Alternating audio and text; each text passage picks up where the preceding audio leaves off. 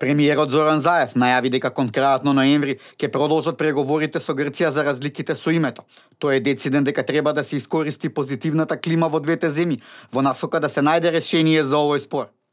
Се уште е нејасно дали преговарачот ќе се сретне со премиерот и со министерот за надворешни работи Димитров или Нимиц ќе има средба со двајцата преговарачи.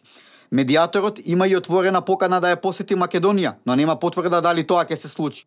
За мене доаѓа период на решавање на проблемите. И треба да ги решаваме многу мудро, заштитнички кон државата, но заштитнички значи и да ја дадеме иднина на Македонија. Рековме тоа прашање ќе решаваме заедно со опозицијата, заедно со сите клучни фактори во државата, мислам на претседателот, парламентот, владата и јавноста пред се во Македонија, но во функција на изнаоѓање решение, не на блокирање или одложување. Изјави премиерот во интервју за македонската телевизија.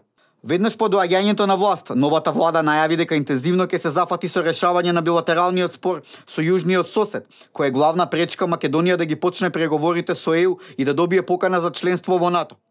Но и покрај оптимизмот кој го има владата, отрезнувањето стигна од страна на грчките власти дека Македонија не може да се надева дека ќе влезе во НАТО под привремената референца, додека пак шефот на дипломатијата Кодзијас директно ни порача дека не се работи само за разликите околу името, туку дека спорот има 4 дела.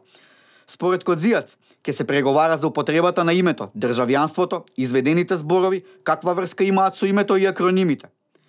Грчките власти веќе не кријат дека ќе бараат и дислоцирање на некои од спомениците во центарот на Скопје, како и преименување на автопатот и аеродромот.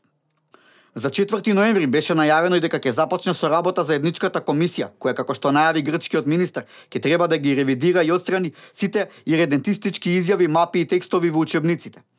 Иако Кодзијас најави дека ако е потребно ќе се ревидираат и грчките учебници, малку е веројатно дека тоа ќе се случи и од стапките повторно ќе треба да ги направи македонската страна.